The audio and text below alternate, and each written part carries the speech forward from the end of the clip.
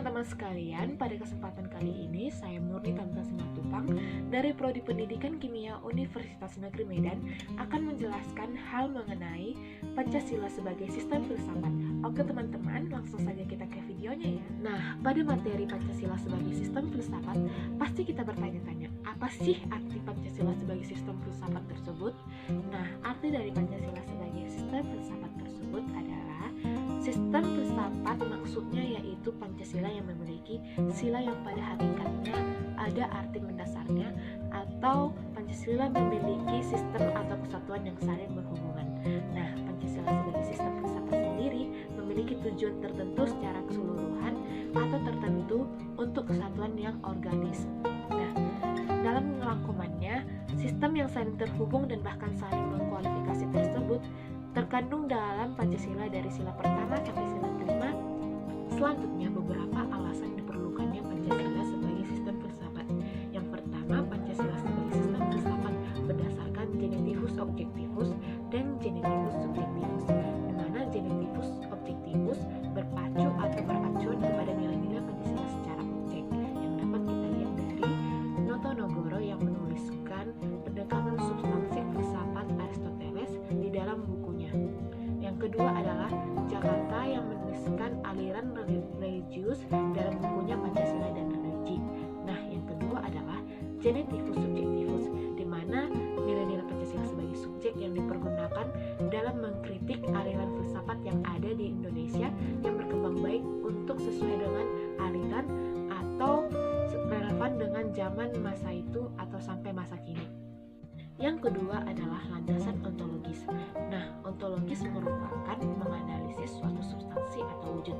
Wujud dari Pancasila sebagai sistem filsafat sendiri adalah manusia, di mana manusia pada masanya menghasilkan 3 nilai, yaitu yang pertama determinasi, yaitu perwujudan kemerdekaan Indonesia berdasarkan kereaktifan masyarakat pada masa zaman dahulu yang ditunjukkan dari alinea pertama Undang-Undang Dasar 1945 yang berbunyi bahwa sesungguhnya kemerdekaan itu ialah hak segala bangsa, dan oleh sebab itu maka penjajahan di atas dunia harus dihapuskan. Yang kedua adalah pragmatisme, di mana manusia berjuang untuk membebaskan diri dari belenggu penjajahan untuk mencapai tujuan masa depan. Hal ini tercapai dalam alinea ketiga pembukaan Undang-Undang Dasar tahun 1945 yang berbunyi sebagai berikut. Dan perjuangan pergerakan kemerdekaan Indonesia telah sampailah kepada saat yang berbahagia dengan selamat sentosa menghantarkan rakyat Indonesia ke depan pintu gerbang kemerdekaan Indonesia. Dan yang ketiga yaitu nilai aliran yang berdiri pada posisi tengah atau kompromis, di mana masyarakat membuat pilihan kemerdekaan itu secara musyawarah mufakat, dan para pendiri negara di alinea ketiga Undang-Undang Dasar 1945 berbunyi atas berkat rahmat Allah yang Maha Kuasa dan dengan didorongkan oleh keinginan luhur. Poin ketiga yaitu landasan epistemologis.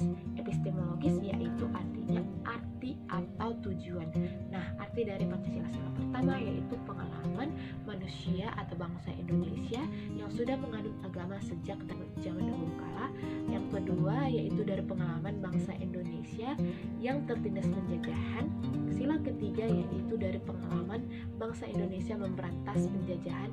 Sila keempat di mana kesadaran bangsa Indonesia untuk memiliki pemimpin yang menentukan arah dan tujuan bangsa Indonesia itu kemana.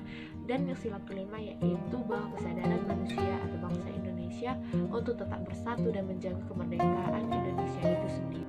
Selanjutnya poin keempat atau poin terakhir yaitu landasan aksiologis.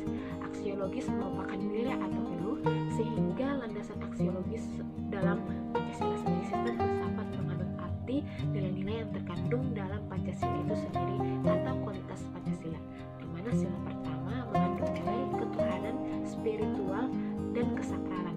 Sila kedua yaitu martabat harga diri, kebebasan dalam berpendapat, dan tanggung jawab.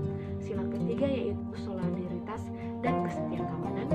Sila keempat yaitu demokrasi, musyawarah, dan mufakat, serta berkewajiban. Dan sila kelima adalah kepedulian. Sumber historis, sosiologis, dan politis Pancasila sebagai sistem filsafat. Yang pertama, sumber historis yaitu pada tanggal 1 Juli 1945 Pancasila disahkan sebagai dasar negara adalah sumber sosiologis di mana masyarakat awam menganggap Pancasila sebagai pandangan hidup, dan Pancasila di mata para pemimpin atau akademis merupakan hukum yang berlaku di negara Indonesia. Dan pandangan politis yaitu Pancasila sendiri terbentuk atas sidang-sidang BPU, PKI, PPKI. Selanjutnya, dinamika dan tantangan Pancasila sebagai sistem filsafat. Yang pertama, dinamika, di mana pada Orde Lama Pancasila sangat dihargai keberadaannya. Pada Orde Baru, nilai-nilai Pancasila mulai tergantikan dengan adanya paham komunis lain, yaitu PKI, dan reformasi Pancasila mulai dikembangkan agar sesuai atau relevan dengan zaman itu sendiri. Dan yang kedua adalah tantangan Pancasila sebagai sistem filsafat, yaitu konsumerisme dan kapitalisme. Terakhir, sebagai penutup penjelasan saya mengenai Pancasila sebagai sistem filsafat, yaitu urgensi dan esensi Pancasila sebagai